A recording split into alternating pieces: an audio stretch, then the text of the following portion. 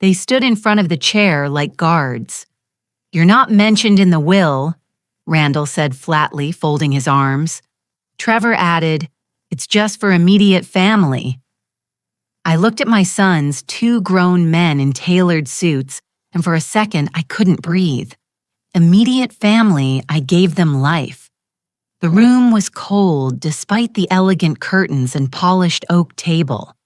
I stood at the entrance holding the navy folder I'd brought with me like a shield. Inside was every paper I needed. Not just copies, but originals. But at that moment, no one cared what I held. Not the attorney, not the paralegal, not even the few other distant relatives who barely looked up. I received a letter, I said quietly, from Winslow and Chambers. It had this address and date. Randall scoffed. They must have made a mistake. We're handling the estate now. Aunt Marlene appointed us last fall. She didn't have children. I'm her sister. Trevor gave a half smile, the kind he used to wear when trying to explain tech I'd never asked about. "Mom, look. You're not in this version. We can explain it later. For now, just please don't make a scene." I looked down at the floor, worn velvet carpet beige with flecks of green, a stain just by the sideboard. Coffee, maybe. I let the silence hang, then stepped forward. "I'm not here to make a scene," I said carefully. "I'm here because Marlene wanted me to be." "You're not on the list," said the secretary behind the desk. Her nameplate said K. Mendez. She looked young, uncomfortable. I didn't blame her. "She would have wanted me here," I said again. Not to them this time, but to the space itself. I took another step forward, reached into my folder, and handed a document to Miss Mendes. "Please give this to Mr. Harold," I said. "I believe it supersedes any amendments made last fall." Ms. Mendes blinked, then took the paper and walked toward the door at the end of the room. Randall started to say something, but Trevor pulled at his arm. "Let's just wait," Trevor muttered. I sat in the chair they'd blocked. Neither of them stopped me. The folder still lay on my lap, but I no longer held it like a shield. I held it like proof. I hadn't planned to speak first. I'd imagined this moment, the ceremony, the formal tone, the reading, a solemn affair as it should be. Not this petty gatekeeping. I looked across the table at a cousin I hadn't seen in 20 years. He gave me a faint nod. I returned it. The door opened. Mr. Harold stepped in. Tall, gray-bearded, always a hint of dust on his jacket like old books. He held the document Ms. Mendes had given him, flipping through it with deliberate slowness. "Mrs. Delacroix," he said, "may I speak with you privately for a moment?" Randall bristled. "We were told this was a closed session." Mr. Harold ignored him. "This concerns joint filings from 2008, if you'll follow me." I rose and followed him down the hallway, my legs steady, despite the weight I felt in my chest. His office smelled like cedar. There were no chairs, only a high counter. He laid the paper flat. "This is unexpected," he said. "You and Marlene executed a mutual will in 2008, witness notarized and filed in the county record. It predates the revision the boys submitted. She insisted on it. I said she didn't trust anyone but me." He looked up. "Legally, it overrides the later changes unless revoked in your presence. Was it no?" He nodded once. "Then you are the sole beneficiary. Entire estate house land accounts." A pause. "The boys don't know. They suspect, but no, they don't." He exhaled slowly. "Would you like me to inform them?" "No," I said. "Let them hear it during the reading with everyone else." He studied me, then closed the file. "You'll stay for the reading, yes." I said now that I've been allowed to sit. When I returned to the room, neither of my sons looked at me, but I saw their postures change. They knew something had shifted, and for once I didn't feel like the one waiting to be let in.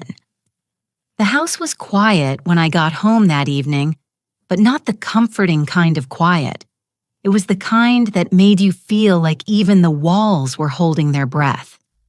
I hung up my coat, kicked off my shoes, and went straight to the kitchen. The light over the sink flickered. Had been doing that for months, but I hadn't bothered fixing it. No one else was coming in here but me. I boiled water for tea even though my stomach was too tight to drink anything. Habit. There was a time this kitchen was full of voices. Randall arguing with Trevor over cereal. Marlene laughing from the doorway. Derek, my husband, clinking his mug against mine just to make me smile before work. That was another life. Derek died 22 years ago, just after the new year. Heart failure. He was gone before I could get the ambulance to the house. I remember sitting on the porch in my robe, snow falling into my slippers, phone dangling from my hand. Randall was 23. Trevor was barely 20. They were devastated for a week. Then things turned practical. Who gets the car? Who pays the mortgage? Who handles the insurance? They'd stepped into adulthood the way some people step onto a moving train. Fast, loud, careless. At first, I didn't mind. I was proud of them. Randall got into real estate, started making decent money within 2 years. He was always charming, could talk his way into anything. Trevor stayed local, got into mechanics, opened a garage with a friend from high school, said he liked working with his hands. I helped them both. I always helped. When Randall's first investment deal fell through and he needed to bridge the gap before the next one, I wrote him a check. When Trevor's partners skipped town with their business funds, I dipped into my pension. No questions. Just love. That's what mothers do. And when Marlene started getting sick, when the letters stopped being funny and started repeating themselves, when she couldn't remember what she'd said 5 minutes earlier, I was the one who found her a doctor. I drove her to every appointment. She hated the idea of assisted living, so I turned the guest room into her own space. She's not our responsibility, Trevor had said one day when I asked him to pick up her prescriptions. You're her sister. I didn't answer. There was nothing to say. But Marlene had always known the truth. People say things like that when they believe they've already claimed their share. She never had children, never married.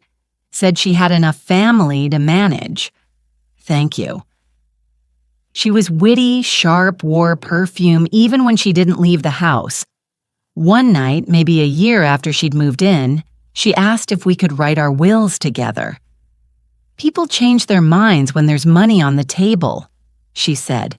Let's not give them the chance. We met with a lawyer, Mr. Harold's predecessor, and had everything done by the book. 2 signatures. 2 witnesses, each of us naming the other sole beneficiary. I remember thinking it was more ceremony than necessity, but I went along with it. Years passed. Marlene's mind faded, but she still smiled when I read her poetry. Still called me baby sister even when she couldn't recall what day it was. She died on a Thursday morning in her sleep. Peaceful. I sat with her for 2 hours before calling anyone not out of denial but respect. Some people deserve a soft goodbye. The funeral was small, just family, a few neighbors. Randall gave a speech that sounded rehearsed. Trevor stood stiffly, hands in pockets. Neither of them had visited her more than twice in the last year. But after the service, things changed.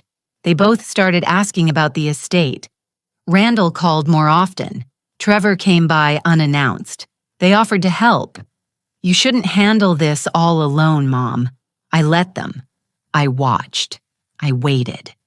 When the letter from Winslow and Chambers came in the mail, I didn't tell them. It was addressed to me. Full name, correct address, no mistake. Then last week I overheard Randall on the phone while he thought I was outside. She doesn't need to be there, he said. We've got the final draft. It's all lined up. I went upstairs, opened the safe, and took out the Navy folder. Everything they thought was lined up had been signed away years ago. Still, part of me hoped I was wrong. Hoped they were just being careless, not cruel. But today proved otherwise. Today they blocked my seat. Marlene and I were born 11 months apart almost to the day. Irish twins. People called us back then. I was the quiet one, always reading, always watching. She was the spark, the one with red ribbons in her hair and too many opinions for a girl her age. We shared a bedroom until we were 16. She taught me how to fake a headache to skip school and how to lie convincingly if you ever got caught sneaking pie from the fridge. I taught her how to budget, how to write a proper thank you letter, how to keep secrets without breaking under pressure. Our parents died young. Car crash on the interstate a week before my 19th birthday. Marlene was 18. We were alone in the house we'd grown up in. Two girls with no compass but each other. We sold the place within a year and moved into a rental. Took jobs, paid bills, figured things out. I met Derek at the library of all places. He was fixing the heating unit. Said my voice sounded like music when I read aloud to the children. I said he was trying too hard. He said trying's half the battle. I married him a year later. Marlene never married, but she lived a full life. She traveled when she could grease Canada. Even Japan once taught. English, managed an art gallery, worked in radio. Her stories never ended where you thought they would. Every time she came home for Christmas, or for my birthday, or just because she brought something odd, a stone shaped like a hardened apron with embroidered frogs, a jar of pickled onions from a street market in Dublin. The boys adored her when they were young. "Aunt Maher," they'd yell, running to meet her at the door. She'd twirl them around, let them stay up past bedtime, feed them candy before dinner. Derek would wink at me and say, "She's not here to raise them. She's here to remind them life can be loud." That changed over the years. Once Randall got into college, he stopped showing up when she visited. Trevor followed suit, though with less sharpness. They grew tired of her, said she was too much. I watched it happen, like watching a faucet drip slowly, then constantly, until one day you realize the hole sinks wet. When she moved in after her diagnosis, mild cognitive decline, then early-stage Alzheimer's, neither of them offered help. Not even a visit. Too busy, they'd say. Marlene knew, even in her forgetfulness, she knew. One day, as I brushed her hair, she said softly, "They'll come when I'm gone. Watch them like pigeons at a park bench, only pecking when there's something to take." It wasn't bitterness, just recognition. She said it the way you say it might rain tomorrow. Her decline was steady but slow. First, she forgot how to use the microwave. Then she started misplacing her keys. Then she began introducing me to visitors as my neighbor instead of her sister. I never corrected her. What would have been the point? But there were moments when she'd look at me and her eyes would spark and she'd say, "May, if I ever forget who I am, just remind me who you are." I promised I would, and I did. I took care of her until the very end. It wasn't always easy. There were nights she wandered outside, and I had to chase her barefoot down the sidewalk. There were mornings I found cereal in the freezer and milk in the cupboard. But I never lost patience, because love isn't just about joy. It's about holding the line when someone else is drifting. Near the end, she stopped speaking. Just small hums, sometimes a nod. But when I sat on the edge of her bed and held her hand, she always turned toward me. The day before she passed, she squeezed my hand twice. Once for hello, once for goodbye. I didn't cry when she died. Not immediately. Grief has its own clock. But now, weeks later, I feel her absence in strange places. The extra teacup I forget to put away. the sound of wind chimes that no longer move. And today, in that room, when Randall stood in front of me like a bouncer and said, "You're not mentioned here," I wanted to laugh, not because it was funny, but because if Marlene had been in that room, whole sharp standing, she would have said, "You boys are about to learn what it means to underestimate a woman who's already lost everything but her pride." That's why I brought the folder not to stir drama, not to win, but because I promised my sister I'd remind them who I was. And I intend to keep that promise. The morning after the will reading, I sat at the kitchen table with a cup of tea gone cold and the envelope still sealed in front of me. It held a certified copy of the original will, the one Marlene and I signed together, notarized, witnessed, and stored for years in my fireproof box untouched. I hadn't opened it since. I didn't need to. I knew every word by heart. A dull ache had settled behind my eyes. Not a headache, just a kind of weight. The kind you carry when you know something irreversible has started. I wasn't angry. Not yet. I was noticing. Noticing how Randall hadn't called. Not even a text. Trevor either. The silence wasn't accidental. It was strategic. They needed time to regroup to find a way to spin what had happened in that office. Or maybe they were waiting for me to die of embarrassment. That had happened once before. When Derek passed, I'd made the mistake of trusting Randall with the estate paperwork. He was the older son, more responsible. I thought within 2 weeks he'd convince me to sign over the deed to the family home, just until probate clears. "Mom, it's simpler for taxes." I signed not understanding the implications. 2 years later, I had to beg him not to refinance it under his name. He said I was being dramatic. That was the first time I felt it. The shift, the tilt from mom to obstacle. Trevor was more subtle. He didn't ask for control. He asked for sympathy. When he needed a new transmission, it was just a short loan. When his third girlfriend left him, I was the one who cleaned out the fridge and scrubbed his apartment while he cried on the couch. He'd never yell at me. He'd just forget to say thank you. And slowly, over the years, I stopped offering, not out of malice, just preservation. The envelope on the table gleamed in the morning light.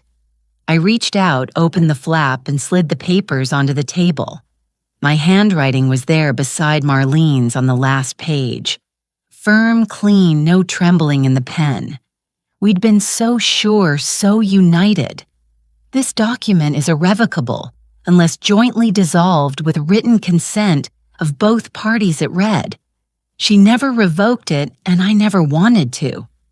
Even as her mind unraveled, she still trusted me to remember for the both of us. Now the trust was written in legal ink. I sat there a long time reading the pages as if they were a letter from her. In a way, they were. After a while, I picked up the phone and dialed a number I hadn't called in nearly a decade. "Winslow and Chambers, this is Dana speaking." "Hello, dear. Could I speak with Mr. Harold, please? It's May Dequa." "One moment, Mrs. Delacqua." He picked up on the third ring. "May, I was just about to call you." "Is that so?" I asked, letting the edge in my voice show. "Yes, I've reviewed the documentation. It's solid. Your claim is not only legitimate, it takes precedence. You are the sole legal heir. The other will, frankly, should not have been processed without consulting the earlier agreement. So it's done. It's done." He confirmed. "I filed notice with the registrar. The estate is being transferred to your name. The house, the land, the investment account, everything listed in the 2008 will. You should expect a formal confirmation by the end of next week." I thanked him and hung up. Then I stared out the window. The dogwood tree Marlene planted in 1995 was blooming again, pale pink blossoms stretching like arms into the air. I'd always wondered why she chose that tree, said it reminded her of something delicate but defiant. That day, I understood the house was too quiet.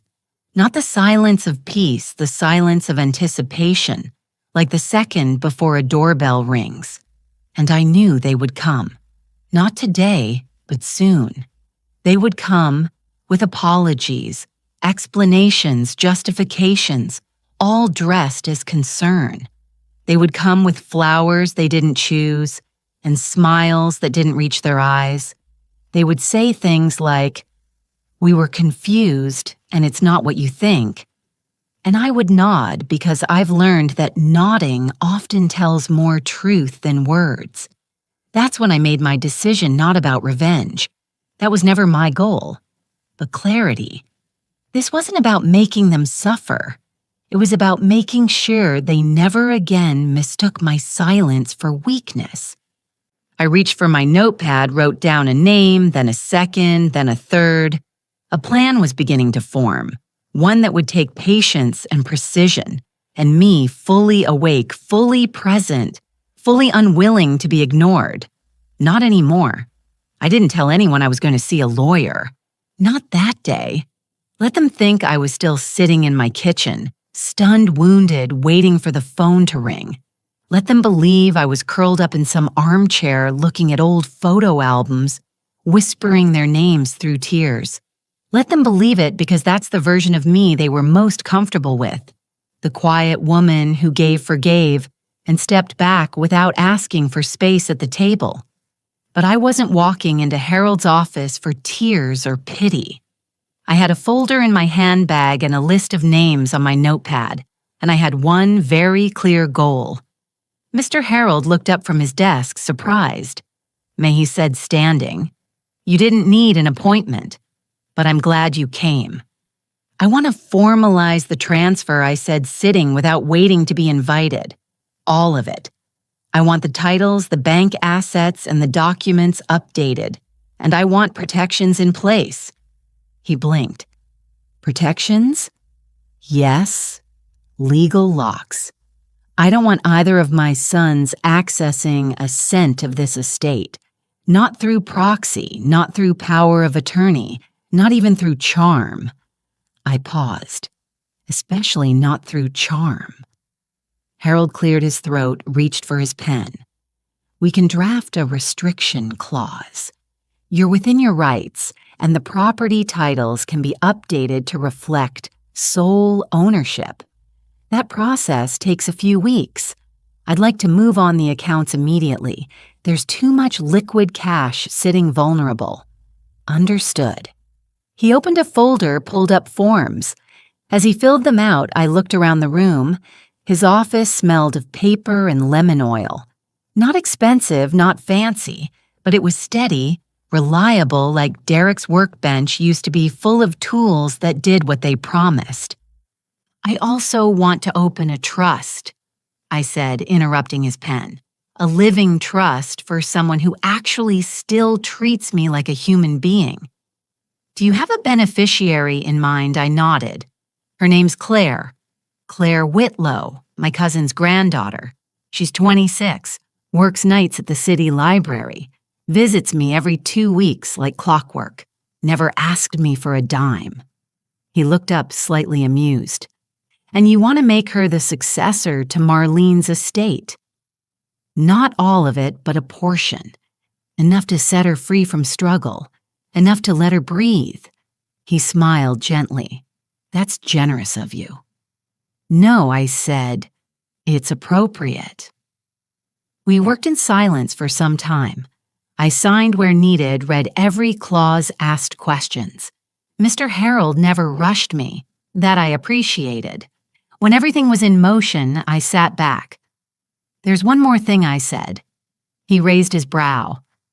"I want a clause in my own will that if either of my sons contests any part of these arrangements after my passing, they are to be disinherited completely."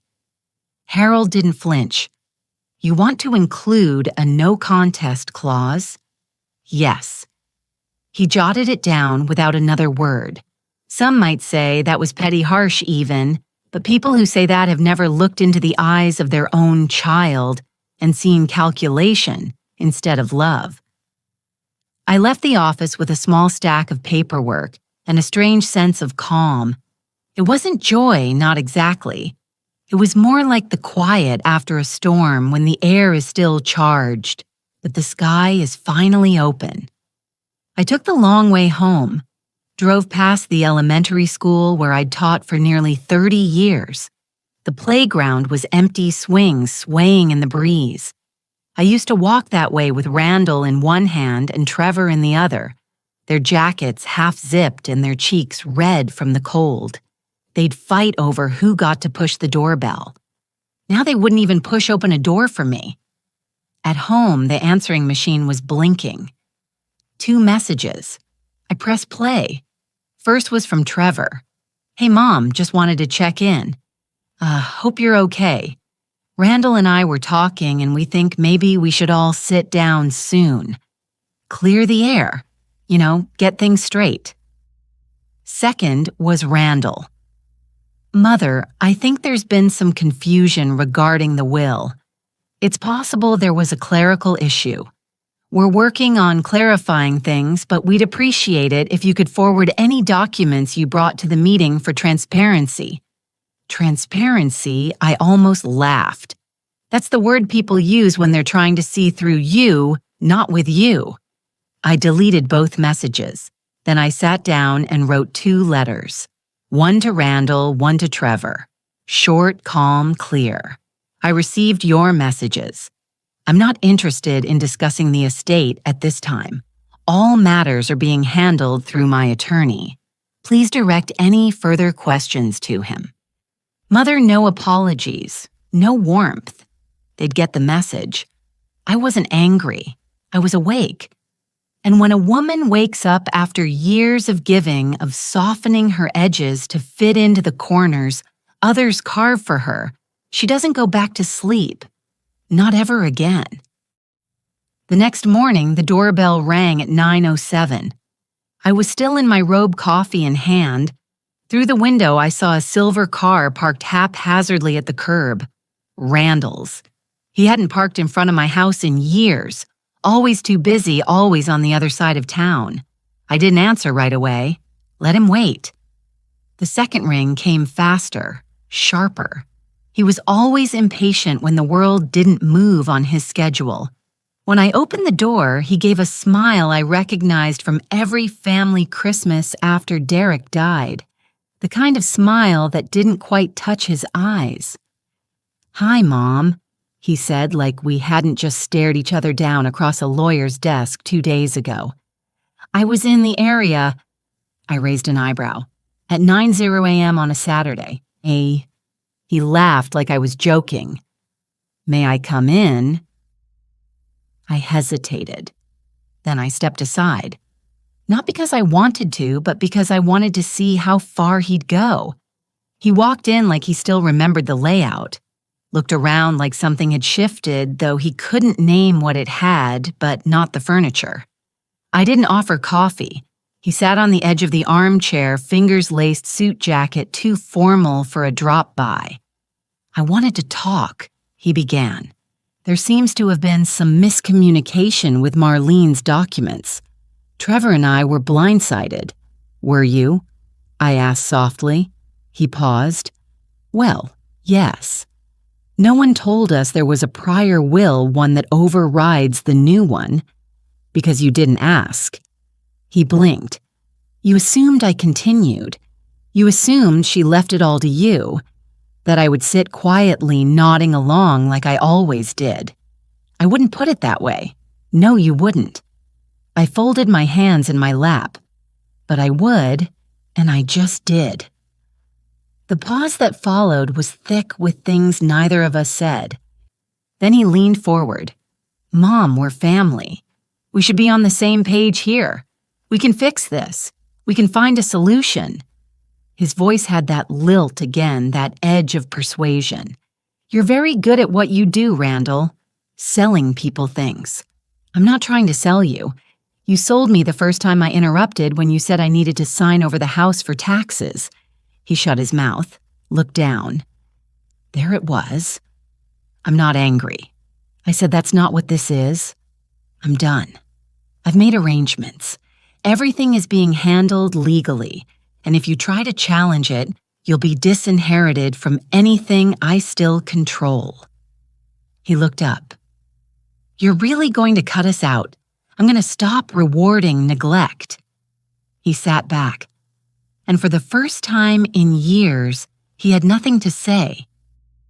Trevor showed up 2 days later unannounced, not in a suit like his brother, but in his usual jeans and oil-stained jacket.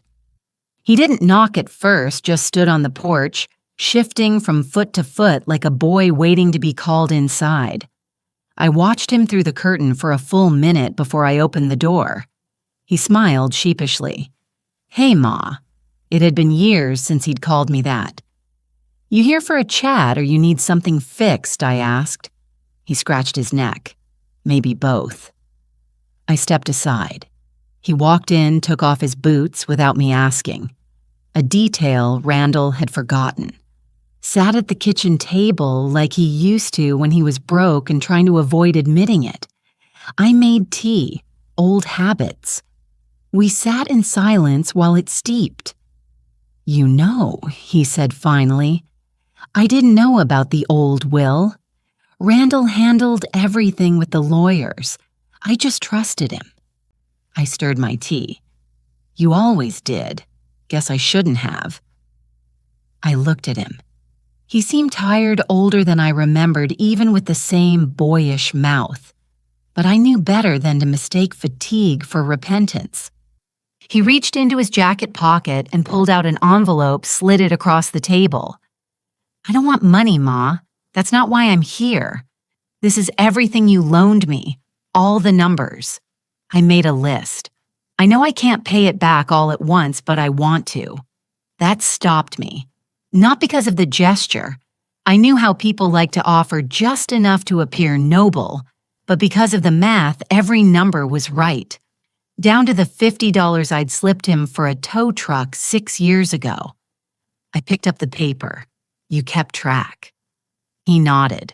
"Always meant to make it right. I just didn't know how to say it, and now you do." I guess watching Randall scramble over something that wasn't his made me think.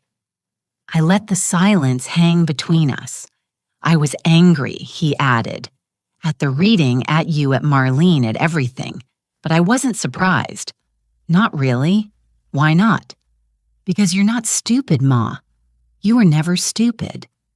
I think maybe we just counted on you acting like you were." I looked down at the steam rising from my cup. He wasn't wrong. It wasn't that they believed I didn't know better. It's that they believed I'd never speak up, even if I did. "I want to earn back your trust," Trevor said quietly. "Then don't fight the will I said. Don't hire lawyers. Don't let Randall talk you into anything. Just leave it. Let it be what it is." He nodded slowly. "I can do that." I didn't smile. I didn't soften. I just looked at him and said, "Good." And for once, that was enough. I wasn't surprised when the letter from Randall's attorney arrived. I was surprised it took him this long. It came in a heavy white envelope with gold trim and a return address from a downtown firm I knew by reputation. Expensive, aggressive, and always dressed in courtesy. The kind of people who smile while sharpening the knife. The letter was polite.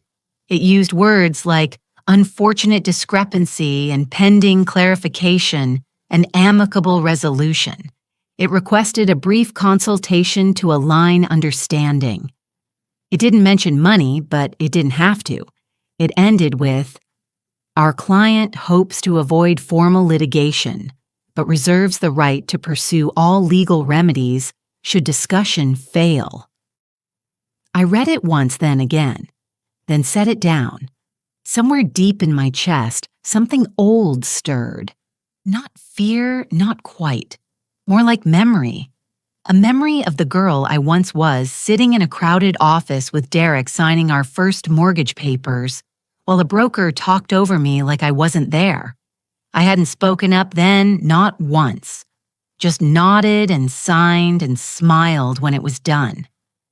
I made tea, sat at the kitchen table, and called Mr. Harold. He picked up on the second ring. "I was expecting your call," he said. "You received Randall's letter." I did. "I've already drafted a response. Will it hold? It won't need to. The law holds. This is posturing." I exhaled slowly. Harold continued. "They may try to bluff.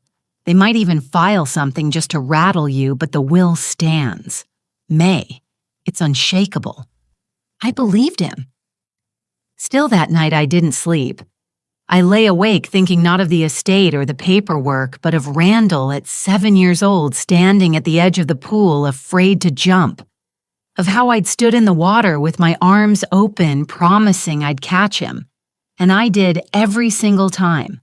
There's no word for the ache of knowing someone you once caught without fail would now rather see you drown. The next morning, I wrote Randall a letter.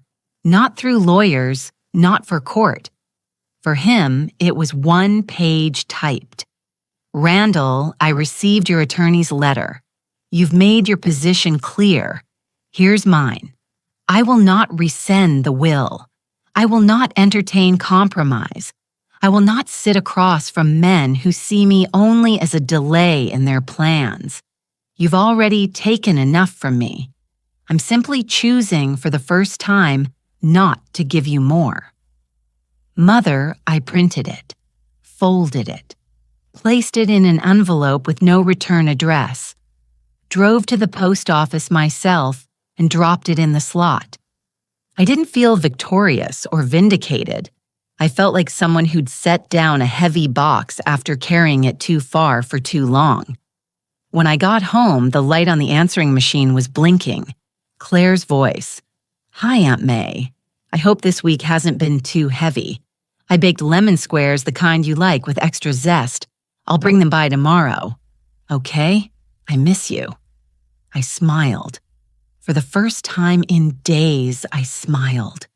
The world had narrowed, yes, but not in the way Randall thought. It hadn't closed in. It had distilled, reduced to only the people who mattered. And in that small allness, there was finally space to breathe. Claire arrived the next afternoon with a tin of lemon squares and that soft knock she always used like she wasn't sure she was welcome, even after all these years. I opened the door before she could knock twice. She smiled when she saw me. "Still fast on your feet, I see. Still sweeter than you need to be," I said, stepping aside. She carried the tin with both hands like it was breakable. Inside the squares were wrapped in parchment dusted with sugar arranged in neat rows. Marlene would have liked that, the precision, the care.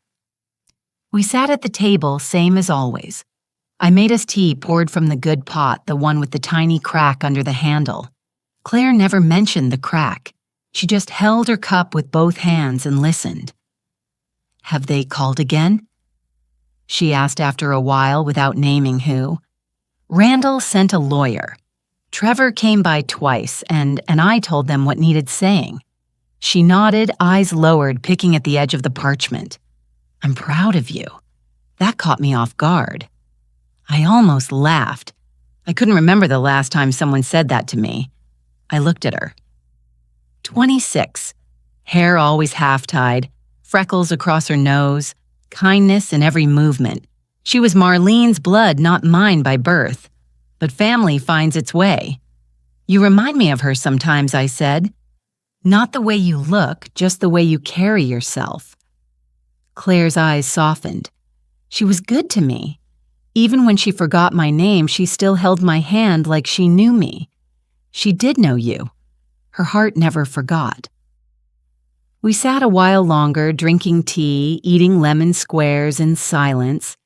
Then I told her, not everything but enough, that the estate was secure, that things were being transferred, that a trust was being prepared in her name, modest but stable enough to give her options. She went still. You don't have to do that, I know, but why me? Because you come. Because you stay. Because you never once asked for anything and always brought something anyway. Your time, your presence, your lemon squares. She looked down, eyes wet. I don't deserve that kind of trust. No one does, I said gently. That's the point of it. It's not earned, it's given. We finished our tea. She helped with the dishes even though I told her not to. And before she left, she turned at the door. If they ever try to make you feel small again, she said, just call me. I'll remind you who you are. I didn't cry until the door closed. Not because I was sad, because someone said they would stand by me and I believed them. The call came late. I'd already turned off the lights, put on my nightgown, folded the day away like a worn blanket. I didn't recognize the number, but I answered anyway. At a certain age, you answer because you never know what might not wait till morning. Mom. Trevor. His voice was low, strained, not like the Trevor who used to call when his car broke down or when he'd forgotten his rent. This was something else. Are you all right? I asked. There was a long pause. Randall's filed a motion. He's contesting the will. I closed my eyes. Not from shock, just exhaustion. He says it's fraudulent, Trevor went on. That Marlene was incompetent, that she was pressured. She wasn't. I know that. Then let him fight ghosts. Another silence. I don't know what to do, he said. He's threatening to sue me if I don't support him. That made me sit up straighter in bed. He thinks I'm siding with you, which I guess I am, but he's furious. Says I'm betraying family. I nearly laughed. Betraying family. As if Randall hadn't redrawn the lines himself, as if loyalty was a tool he could pick up and drop as he pleased. Do what you need to protect yourself, I said calmly, but don't protect him at the cost of your spine. I'm not as strong as you think I am, Ma. You don't have to be strong. You just have to be clear. He didn't respond to that.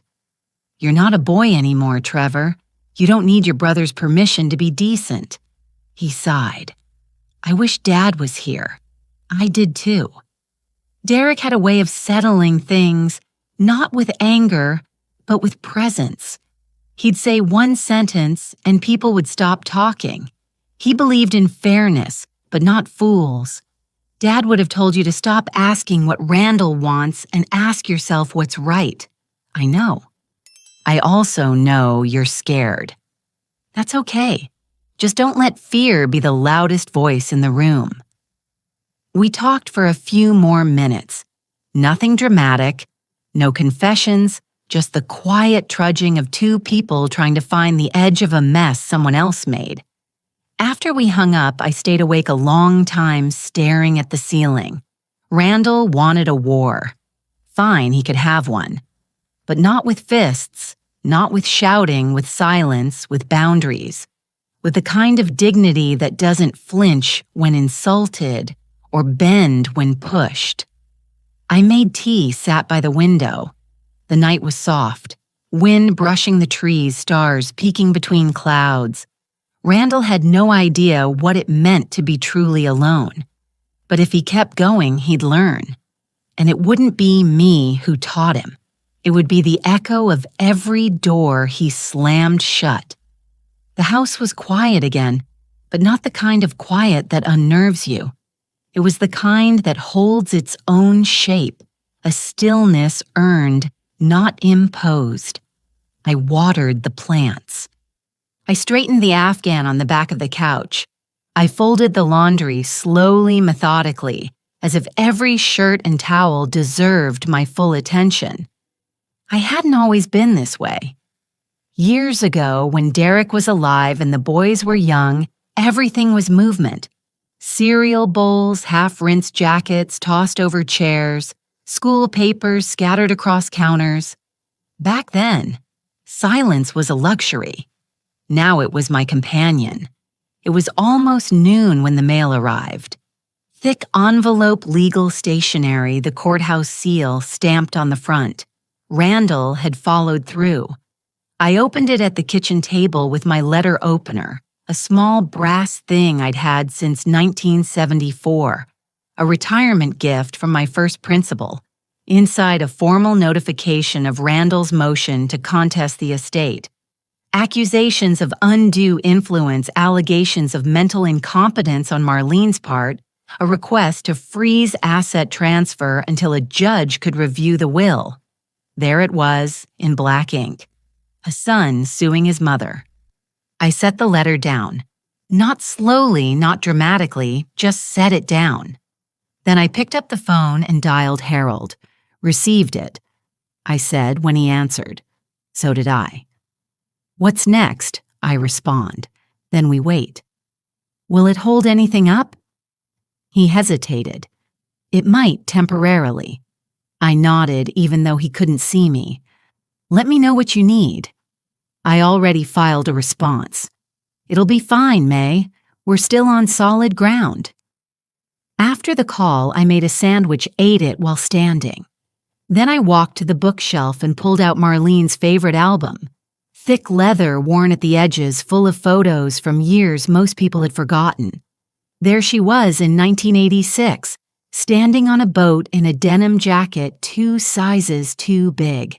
In 1992, grinning at a 4th of July barbecue face, smudged with charcoal.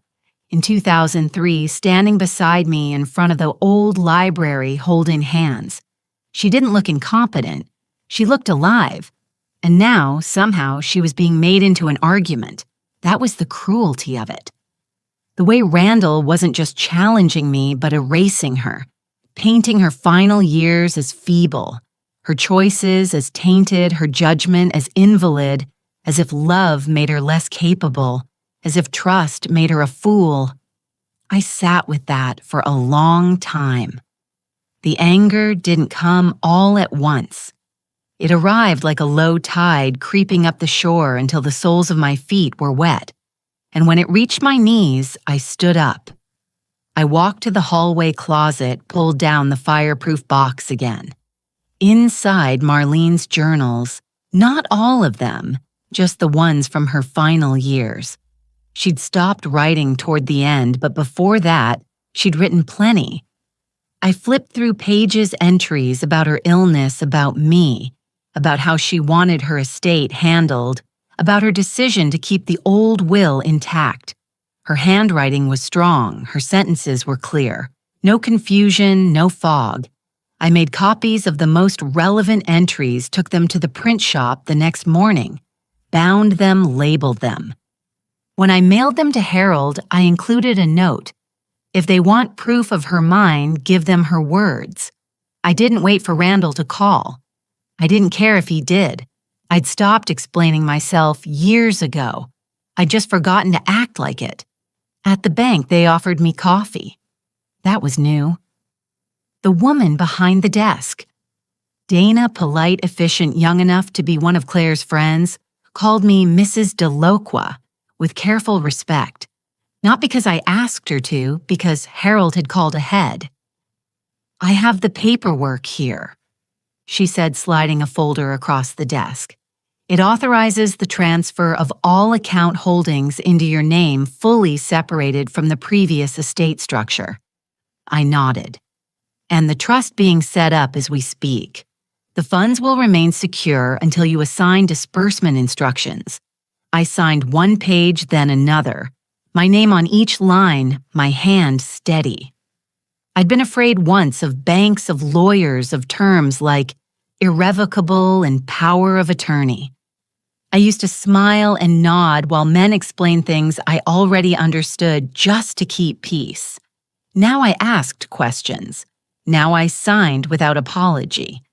Dana handed me a folder. If anyone attempts to access the accounts, you'll be notified immediately. They won't, I said. But thank you. She smiled. Genuine. If more clients were like you, my job would be easy. I left with the folder under my arm, the sun high, the sidewalk warm under my shoes. I passed two young men arguing on the corner, sharp voices, hands flying, and I didn't flinch. Once I might have. Once I might have crossed the street, but not today. I walked past the grocery store where Derrick and I used to buy fruit on Sundays, past the park bench where I once watched Randall learn to ride a bike, past the courthouse where Marlene and I signed our wills side by side, laughing like girls sneaking candy. None of those places felt heavy anymore. They just felt true. When I got home, the mail was already in the box. One envelope, handwritten, Trevor. Inside was a note, brief, sincere.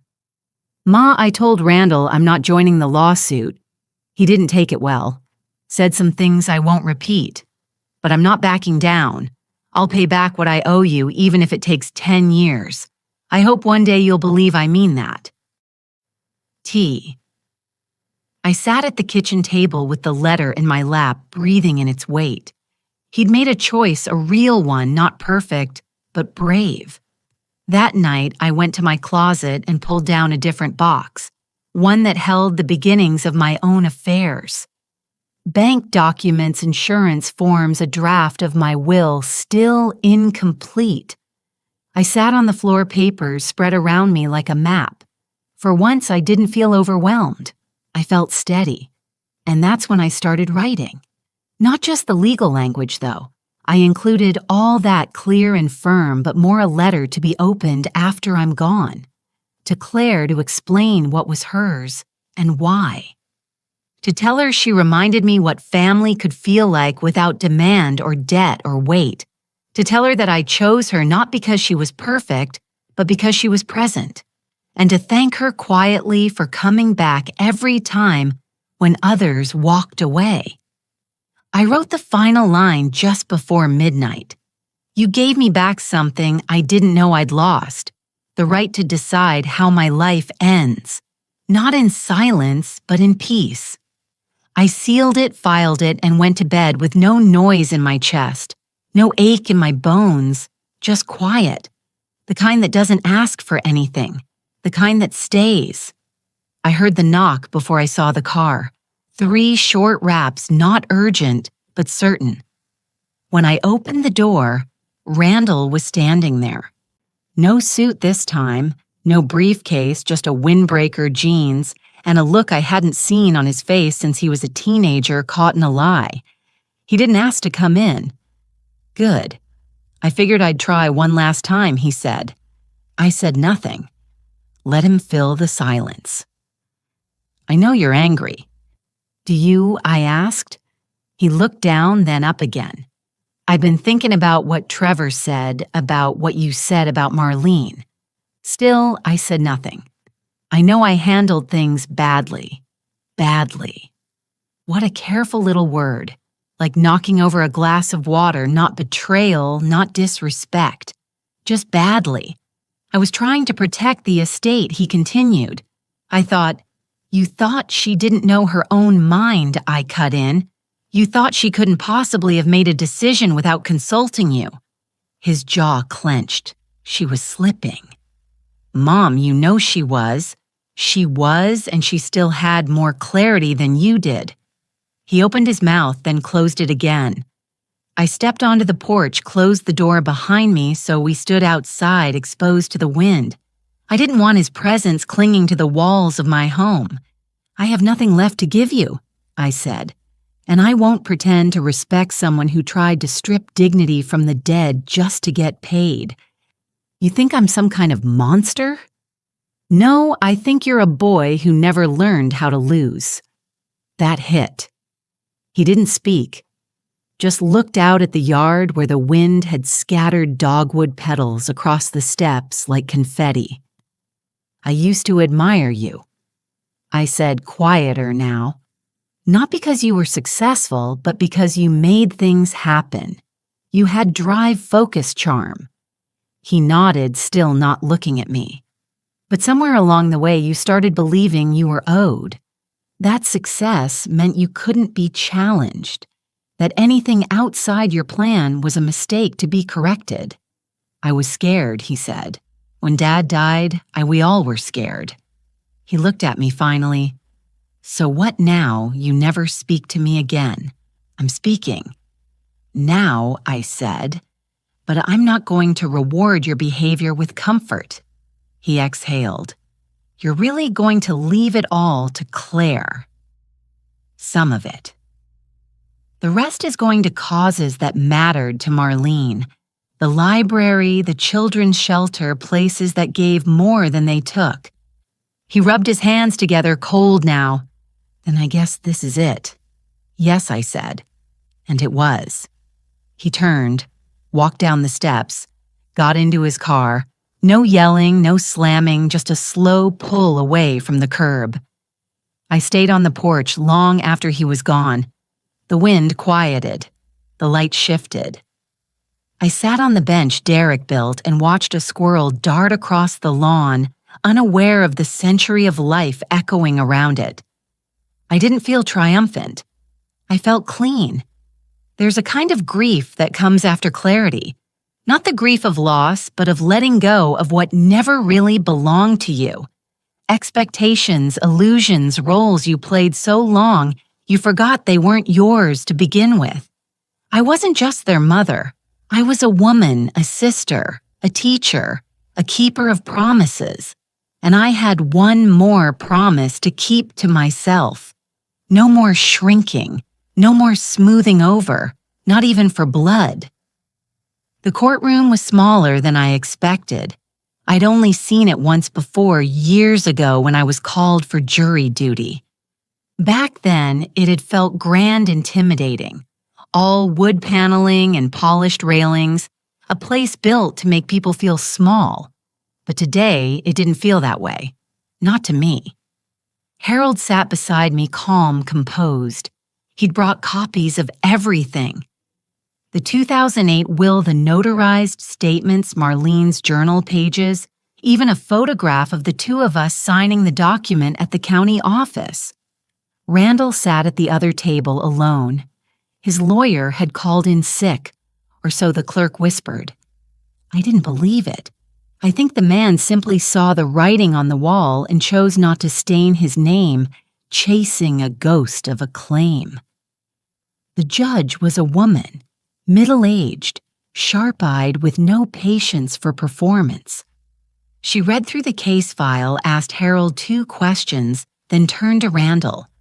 You've submitted a claim contesting the validity of a 2008 will. Correct. Randall stood. Yes, Your Honor. On what grounds I believe my aunt was no longer of sound mind when she signed the document. Harold didn't flinch. He simply handed the judge a folder. In that folder, he said, you'll find multiple documents confirming the decedent's mental capacity at the time of signing, including her own writing verified by a handwriting analyst and testimony from her physician dated the same month. The judge flipped through it silently. Then she looked up at Randall. Do you have any documentation to the contrary? Randall shifted. No, Your Honor, but then this is hearsay and speculation. We don't run courtrooms on either. He opened his mouth again, but she raised a hand.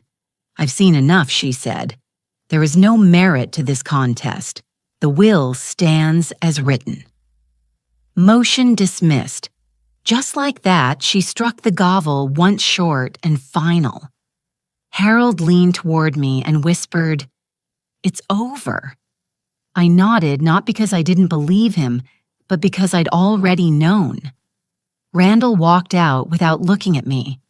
I watched him go, not with hate, just distance, like watching a stranger leave a room I no longer had to sit in. Outside, the sun was sharp on the sidewalk. Harold offered to drive me home, but I declined. I wanted to walk. I walked through the square past the old cafe where Derek proposed to me over burnt pie and strong coffee, past the bus stop where Trevor used to wait with his lunchbox swinging from his hand, past the bookstore where Marlene once bought me a secondhand cookbook I never used. Everything looked the same and nothing did. At home, I changed into my softest sweater, put the kettle on, and sat at the window. Claire would be coming by soon. She always did on Fridays. I pictured her laugh, the way she curled her feet under her when she sat, the way she listened like it was an art. I had one final envelope to give her. Not for money, not for property, for understanding. Inside were 3 pages. My handwriting careful and deliberate. This is not a reward. This is recognition. You showed up. You stayed. You asked nothing and gave much. I wanted you to know that even in a room full of people I raised, you made me feel seen. One day you may be standing where I am now, looking back instead of forward. If that day comes, I want you to remember this. You owe no one your silence. Not for peace, not for family, not for love. I sealed it. Placed it on the mantel. Let it wait. Claire arrived just before sunset. She always did. Like clockwork. Like habit. Like love that didn't need explaining. I had the tea already steeped. The lemon squares were hers this time. Better than mine if I'm being honest. She brought them in a plain tin and set them down without ceremony, as if showing up was nothing special. It was everything.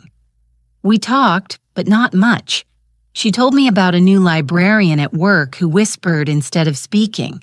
I told her about the neighbor's dog digging up my tulips again. Ordinary things, good things. Then I handed her the envelope. She blinked.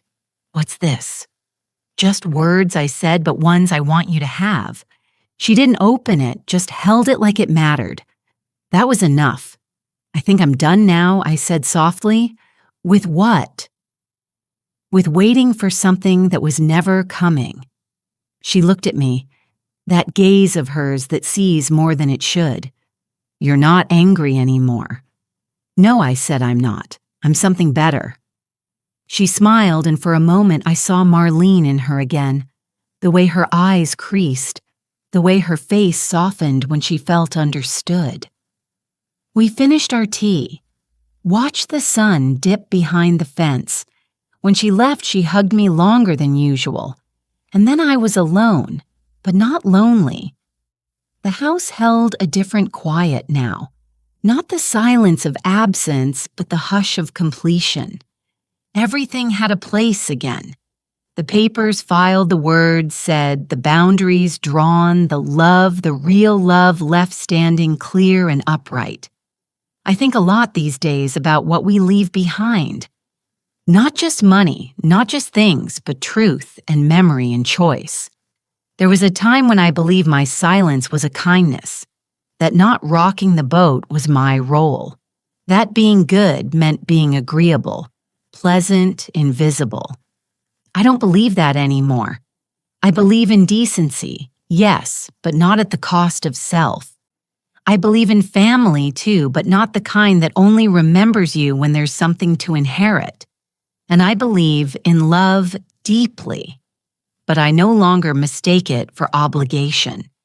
If you've read this far, maybe you understand. Maybe you've sat across from people who used to make you feel safe and realize they no longer see you as whole. Maybe you've been the giver too long, the forgiver, the one who stepped back so others could step forward. If you have, I hope you know you can stop. You can say no. You can say enough. You can protect the parts of yourself you used to hand out freely. And you don't have to apologize for doing it late, only for never doing it at all. So if this story meant something to you, if you saw yourself in these pages, let it be a quiet reminder that your voice still matters. And if you're ready to use it even gently, I hope you'll leave a comment or share this with someone who needs to remember they're not alone. You're not now, not anymore.